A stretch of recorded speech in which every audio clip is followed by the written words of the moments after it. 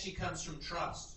Because actually, if there's no trust in financial advisors, there's no advisor ratings, there's no lots of things, there's not lots of people here today in business. And actually, advisor ratings is really well positioned to help build trust back in this particular sector because of that independence, because of the way the thought has come. So I know you've actually got to raise the money in the difficult way on a day-to-day. Thank you, that's your expertise. But I actually believe that actually, if at the end of the day, we can say that even in a little way, that advisor ratings actually helped more people access financial advice to be able to make, more of their assets in this wealthy place that we live in. We're a triple-sided marketplace. So the consumers and the advisors are the lung to our business, and this is the one phrase that Mark always impresses upon me. Create a frictionless platform where consumers and advisors can engage. They can find each other, they can have reviews. That creates the network effect that creates a really big database. And this is a massive industry, David. Like $2.7 trillion. We're the fourth biggest pension market in the world. And advisors look after 65% of that wealth. So $1.55 trillion is managed by financial planners. So as you know, that spawns a lot of vendors. You've got your fund managers, you've got your life insurers, you've got your research houses, you've got your platform providers. They are our customers. They want to know everything about financial planners and financial advisors, and they're the ones that are buying the data to understand advisors a lot more. This is what Peter said about the new legislation that's coming into place around the Design and Distributions Bill. In April 2019, that was passed. That has now opened up every vendor to us who sells through financial advisors as potential customers that need to know advisors a lot better.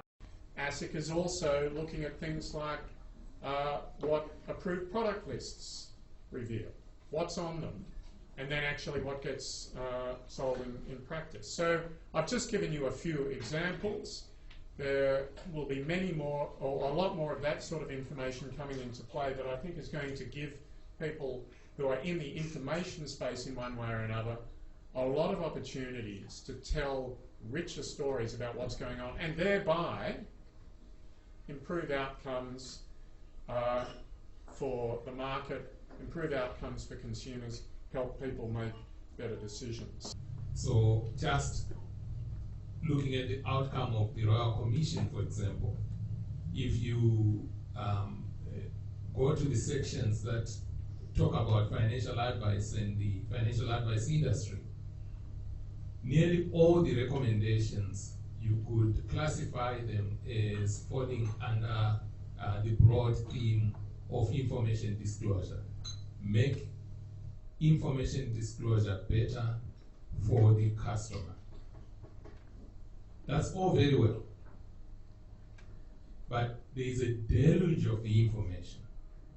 We already have fairly low levels of financial literacy in our community. And then this is the same community that we are expecting to take all the different pieces of information about financial advisors with whom they are entrusting their wealth, and then to make sense out of it. Make choices on whom to use and so on. So I've worked with financial advisors.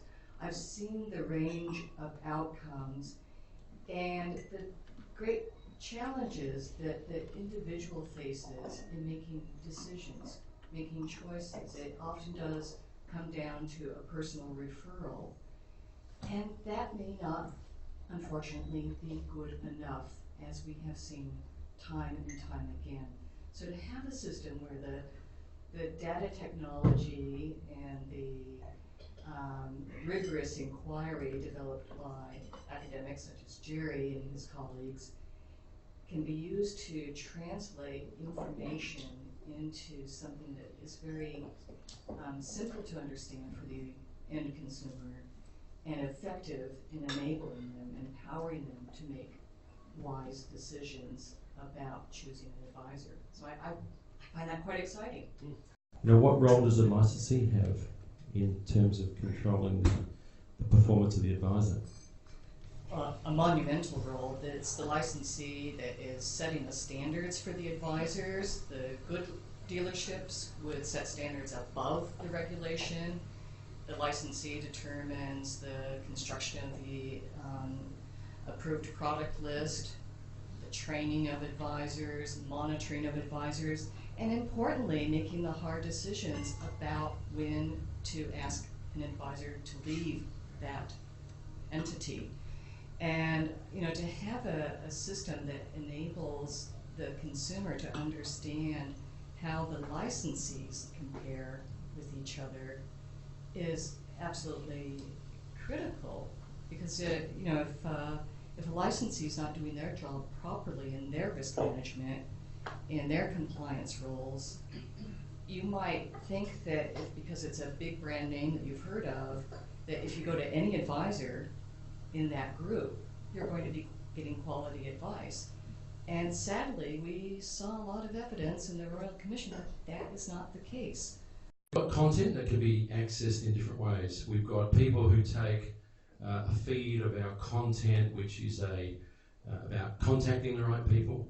Also, rich insights into those advisors, practices and licensees in terms of what their customers look like, how much funds under advice, what service providers they like to use. And those latter pieces are really important. In a world which was able to survive for many years, selling through the same old channels, down through platforms, meeting the same old advisors, it's all changed.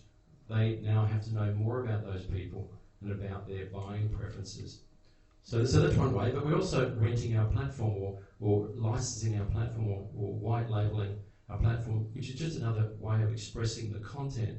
So one of the exciting things, we can't announce the name of the major industry super fund based in Melbourne, but they will be rolling out a white label of our consumer website.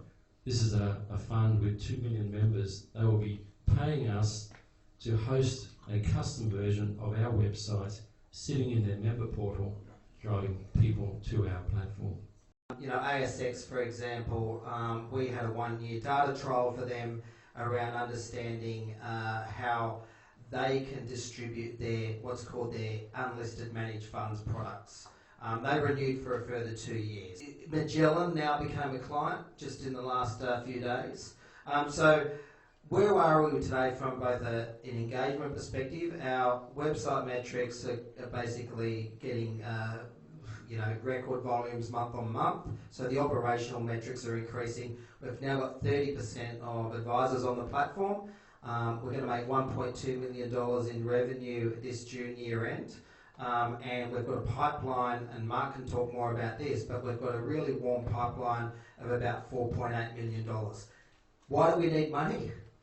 We need to convert that bloody pipeline, because we've got Mark walking out, treading the footpath, trying to get actually those dollars to convert. Now, because they're $100,000 to $150,000 tickets, and we're a B2B play in that respect, they're not quick decision makings. There's 6.2 decision makers. Someone told me in the room today, 6.2 decision makers in every organisation. So we need to basically convert that pipeline a lot quicker and have a lot more sales stuff. So sales and marketing can be the focus of the funds. So where does the money come from? That'd be me. Well, it's upstream of the advisor, and it's in the institutional world. It's the organisations, the entities. They've got the balance sheet. They've got the ability to pay for the information, the intelligence, the access, and the connection that we provide.